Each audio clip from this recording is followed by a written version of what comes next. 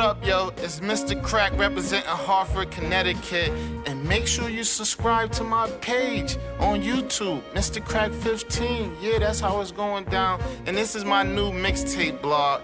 It's Canibus, Can I Bust album, underrated. And if you ask me, I truly think it is at this point, man. I think fans overreacted to the point that they didn't even give Canibus a fair shake on this album. Now, there's albums out there that production was horrible. And as a Wu-Tang head, Raekwon Lex Diamond album is the biggest disappointment ever made for an album production-wise. I don't even know how he picked those type of beats for those albums. That album is the worst production album I ever heard in history. Now, Canibus album, Can I Bust, has some dope beats on it. I'm not saying that the album is a classic or is real good. I think it's solid for an album. You know, to me, when I listened to the production, I didn't see the big fuss over it. Even at the time, there's only 2 beats on the album that I don't like. And as a Canibus being a lyricist, he was one of the illest. I think people were just disappointed that he didn't give him a classic.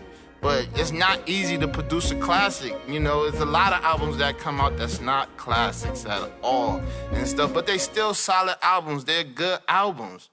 You know, when you look at it, like Nas I Am is a good album. It's not a classic, but it's a good. You know, people be coming up with, they expect certain artists to produce a classic for every album. For some reason, they let Jay-Z get away with making these mediocre albums and they still think he's hot. But, you know, they set a different standard for Nas. Like, if it's not Illmatic, then it's not a classic. So, you know, they say It Was Written was an okay album. When it's a classic, it's better than Illmatic. But know what? We're going to get started into breaking down Canibus album, Can I Bust, man, and seeing how it starts off. You know, analyze every track. There's no question about the lyrics on any of the songs to me and stuff. You know, this is prime Canibus, so it's basically on the production tip where we're gonna go into. So, you know, the intro is cool and stuff, something different. It reminds me of Craig Mack intro on Project Funk the World. You know, dealing with this computer tech, you know, hacking into, you know, the system and then getting the government involved. You know, it's a nice setup for the next song that comes on. Now, the second track, Patriots. I was kind of shocked at the time because I didn't even know that was free from 106 in Park. If you ask me, I think Canibus ghost wrote her verse because those lyrics compared to her personality just don't match to me, you know, if you ask me at all. So I think Patriots is a solid track. It's not crazy or it's not hot, but it's okay. I could listen to the track, maybe not on repeat, but I could listen to it. I didn't think it was horrible at all and stuff. I give it probably about, for a track, out of 5 stars, I give it about like a 2.5. All right, now the third track, Get Retarded, produced by Salon Remy, it's crazy. I still listen to that song on repeat, and the lyrics, the bars, oh man, that to me, that's a 5-star right there. Just great overall. The lyrics. Now the fourth track, Niggonometry. Now let's break something down. Well, let's go back into another story that came out later with DJ Premier and Canibus got into it. Now, Canibus went to Premier and asked him like, yo, can you produce this track for me? It's called Niggonometry, right? So Premier already had this beat. Basic on the beat, Devil's Pie by D'Angelo. He gave it to Canibus first. Canibus was upset the beat didn't fit the subject matter, and I agree. If I paid you my money to produce a beat and I give you the subject matter, I'm asking for that beat to be in that direction. Devil's Pie beat don't fit the concept of Niggonometry, even if it's a dope beat. How can you write over a beat and the subject matter? I mean, the beat is taking you a different way from the subject matter. You know, you don't come to me. I mean, you don't tell me what type of beat to rap over. If I'm paying you, produce the beat that I want. But as far as Niggonometry, the concept is dope. I liked how he broke that down. The beat is okay. It's not crazy, it's okay, but I could listen to it because I think sometimes lyrics overpower a beat and make you able to listen to it. Now the fifth track, Second Round Knockout.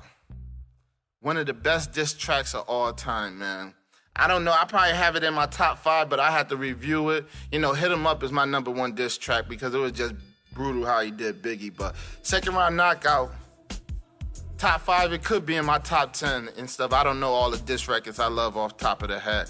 Crazy, he smashed LL. I think if you ask me, Def Jam is the reason that he lost the battle, because if you listen to LL response, it wasn't that crazy and stuff. All that fast rapping and shit, I hate that shit because you could gloss over words and stuff and people think you spitting some ill shit when you really not. You just saying some basic shit, but it sounds fly and stuff. So, you know, now the 6th track, What's Going On by Canibus, is a solid track. The subject matter is real good because it's still relevant to today, you know, where you have people going to the club and shooting it up for no reason. And I like how they took Havoc part and mixed it in. Why you busy rapping? I'm busy trying to sneak the gat in. So I thought that concept was good. I like the lyrics. Well, I love all Canibus lyrics, so it ain't a big deal to me on that and stuff. So the production on it was all right. You know, I give it 2.5 stars. Now, the 7th track, it's called I Honor You. When it came out, I thought it was all right. When I started listening to it more as I got older, I thought the concept was ill and stuff. The beat was okay. It's just, you know, a certain part of it, of the beat, I didn't like a tad bit, but I could tolerate it. But I thought it was kind of emotional where you talk about a fetus and the baby inside the mother and he's reacting to all the feelings that she feels at the time. And I thought it was deep. You know, and that was a single. That was his 2nd single that was on the radio. You wouldn't get no concept like that today unless, you know, the mother's popping a booty while she pregnant. But I thought that track, I would give it 4 stars out of 5 for that track, including with the beat. Now, track 8, Hypnitis, is a dope track. I love the concept on that. You know, it's a tad bit cheesy to me and stuff in a sense, you know, Hypnitis, but I liked how he flipped Biz Markie Vapors and gave it a new spin on it. And the beat is dope. You know, I give that 4.5 stars out of 5. Now, number 9, How We Roll, a dope track. The hook was okay to me. I just wasn't fond of his voice. Panama P.I., I wasn't really too fond of his voice like that, but it's not something I can't bear. You know, I think the lyrics are dope and stuff. He just spazzed on that track. That's one of the best tracks on the album, especially lyrically. Now, track 10, Channel Zero. Now that track is bad. I would probably give that 1.5 stars out of 5. That beat is not good whatsoever. Now, the subject matter, I think, is the only reason why I would even listen to it over and over, just to break down the lyrics within the song and the subject matter where he's talking about, you know, government agencies and aliens and all this type of stuff. You know, I would listen just for the substance in the song, but besides that, I'm not a big fan of Channel Zero at all and stuff, so I get that, like I said. Now, the next song, Let's Ride,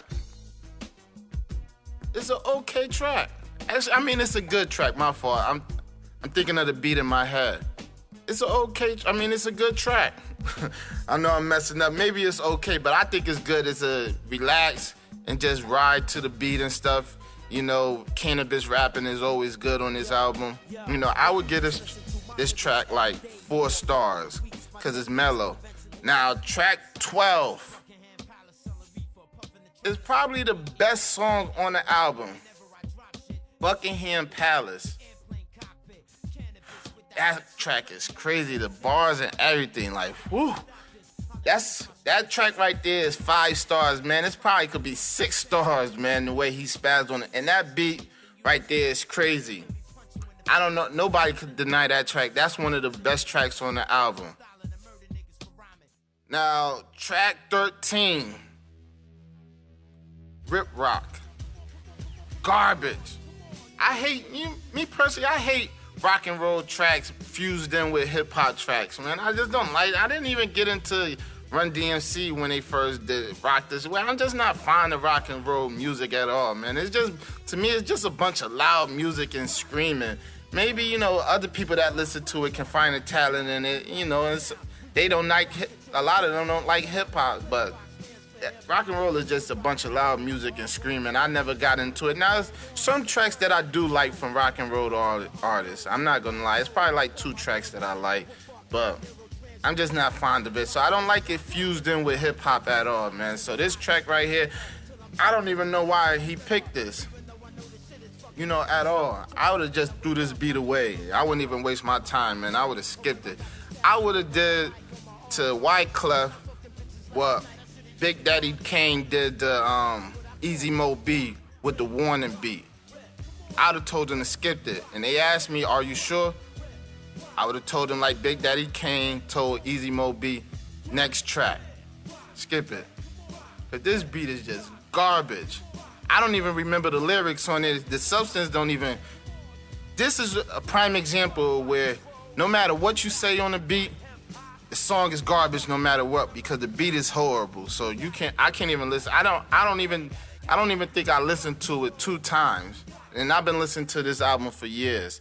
Now the 14th track is a bonus track, How Come? Now I thought that track was dope. I give it 4 stars, and I like the girl who did the hook and the singing and stuff on there. It's a dope track to me, you know?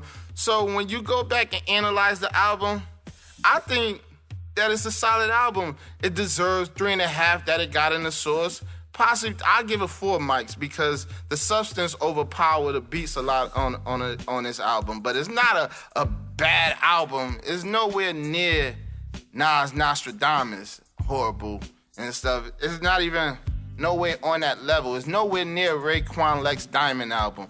It's a solid album.